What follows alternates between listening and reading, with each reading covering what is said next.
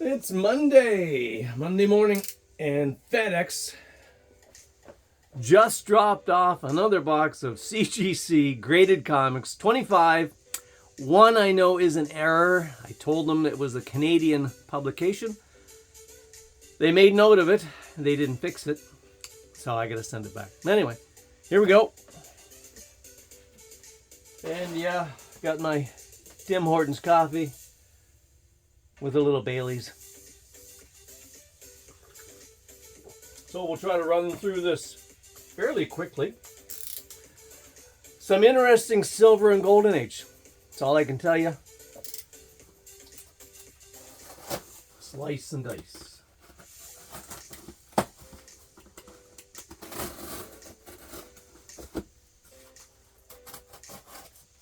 At least I think they're interesting.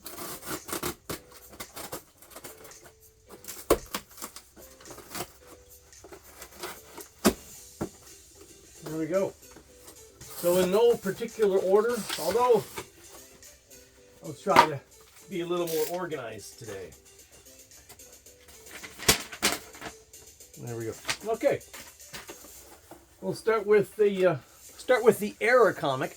It's a Canadian publication. There's never been one graded. There's been the American one, of course. And that's Love Experiences number 4. Beautiful painted cover. Kenneth Rice did the art on it. Graded a 3. Ace Periodicals. Actually, it's Ace Periodicals International, I think is what they call it. You can see the difference over here when you're looking for Canadian editions. Excuse me. You'll see it there. And also on the back, the ads are different. So this is the Canadian ad. Sometimes you have a white back, but on different publications. But this one here, Ace Specialty Sales in Toronto. Clearly Canadian. I let them know. They made note of it, said they'd take care of it. But quality control dropped the ball. That's all I can tell you. It's happened to me a few times. You just send it back, and they'll fix it. There you go. Now on to some other ones. How about we do a couple more Canadian editions? I like those. They're my favorite. Jackie Robinson, number 3. Nice action photo cover. Graded a 3.0. Teddy Bear Records on the back. There you go. Canadian edition. There's one higher. And I think there's only the 2 graded. We'll do a couple more Canadian, then on Unusual Comics, number 8, Bell Features, and it's a 4.5, and I believe there's 1 or 2 higher. Great colors on that one. The last Canadian was Zoot, number 11. JoJo Comics number 15, Stories Inside, in a 5.5. I did make a note on that one. I love the covers on these. Clearly Canadian issue. That one is a, there's 1 higher, I think, on this one. Or, no, this will be the highest graded, I think, on Zoot. They are tough to find. Let's start with Hot Wheels, number 4. I got another one of these back, a couple weeks ago. It was an 8.5, I think. So this was the better of the 2 that I sent. 9.6 white pages. And for those of you that love the funny, cartoonish, because I remember watching this as a kid. But this is the second highest graded. There's only 1 higher in a 9.8. There you go. Beauty. Look good on the wall. Next, some Spider-Man that I'm adding to my collection. I just had them sitting around and figured, why not send them in? It's number 86. And a 6.5. Let's see if we can find a couple of more Spider-Man. Amazing Spider-Man. Number 104, black cover. That's a toughie. 8.5 from 1972. See Craven here in the front. Roy Thomas story.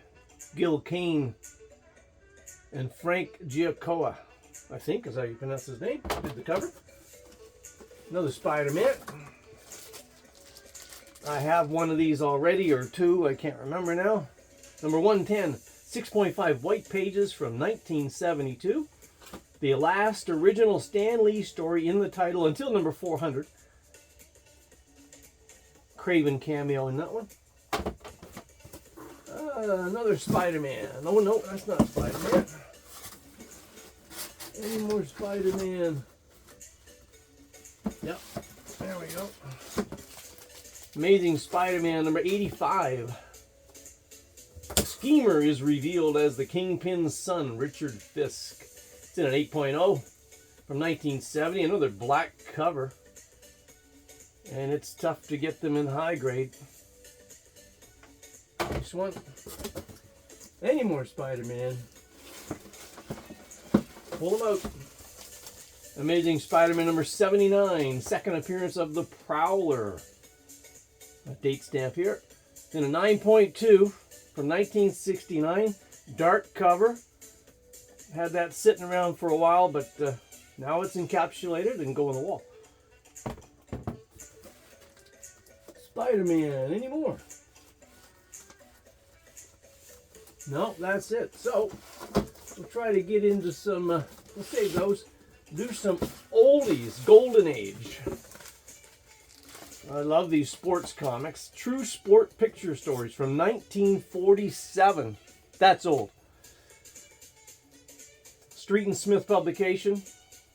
This is volume 3, number 12, in a 5. Great colors, and I love the hockey cover, of course, up here in Canada. That's, well, USA too, they like those. That one there is volume 3, number 12. There's only 2 higher graded in that one. Nice black cover. 1947 Golden Age. How about another one? There you go. Leo DeRoche from the Brooklyn Dodgers on the cover. B for Brooklyn. It's in rough shape. 1945. Still back during the war. Warriors. When paper was, you know, scarce, I would say. 1945 in a 5.5, I think. And that one, there's only 2 higher, I think, as I remember. We'll do the last one of the sports. Stan Musial. I think there's 5 more that are higher than this one. This is a 4.5. Really nice color. That's from 1944, during the war. Here's an oldie. At the back. Shadow Comics. You just don't see it around very often. I just had to grade this one just to protect it. It's brittle pages, slightly brittle. 2.0 from 1947. The Shadow. Had a little bit of tape on it. But I like that cat. You just don't see this one around much. In fact, did I write that one down? Shadow Comics, there's 7 higher. So there's probably about, what, 8 or 9 graded. Here's a Jungle Comics. I always liked the Matt Baker art. That's Matt Baker, George Tuska. From 1945, Jungle Comics number 63. And most of these, by the way, will be for sale. I keep the Spider-Man most of the time. Crime Does Not Pay. Crime Does Not Pay was the first crime issue, as I remember. This is from 1947. It's number 51 in a 3.5. Great, the burying, I don't know if you can see that, but they're burying the woman in here under the floorboards probably. Charles Bureau. There you go. That's a beauty. Affordable grades, that's what you want. Now this one, you just don't see very often. Miss America from 1945. It's the Miss America magazine. I don't know who that is. It's a 6 in white pages, bright red. It just pops. And believe it or not, people love these books. I have a couple more to send in, but that one just pops. I just love the red and white pages. Beautiful, beautiful pages in there. And we're going to do next, rather inexpensive, because I have a couple of these. This will be Tales to Astonish number 94. Dark cover. Came back as a 7.5 from 1967. And what else do we have in here that's... Now I've had this one for quite some time. I think I had 2 or 3 of these. It's the first one I've graded. Space Adventures number 44 from 1962. I was, what, 2 years old then? Well, almost 2. It's the origin and first appearance of Mercury Man. Another dark cover. It's a beauty in a 9.2. And in that, let's see, 9.2 Space Adventures, there's some higher grade than that, but that really looks nice. Anyway, on to the next one. Save some neat ones for last. Let's see. They're falling down on me. Let's go one. Scooby-Doo. Now it was Scooby-Doo, Where Are You? And they changed the name as they got higher in numbers to Scooby-Doo Mystery Comics. That's number 25 in a 9.2 from 1974.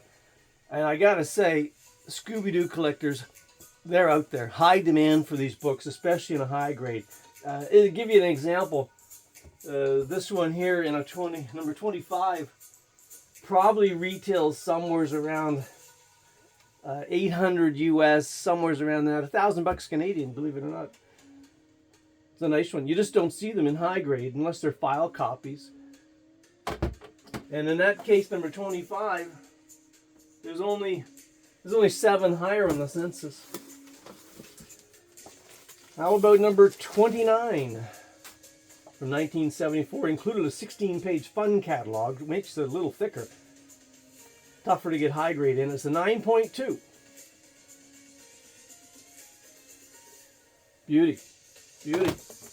And I've had these sitting for quite some time in storage. Just nice to get them graded. Here's the other one I sent in a 9. Beautiful. And what else? Scooby-Doo Mystery Comics, 8.5 white pages from 1973. That yellow just pops. Gotta love yellow comics and reds. Next, Scooby-Doo number 23 in an 8 from 1974. Purple. Lastly, at least I think this is the last one, is Scooby-Doo number 24 in a 7.5. Now most of these will be for sale. I'll have a look through, see what I have for duplicates.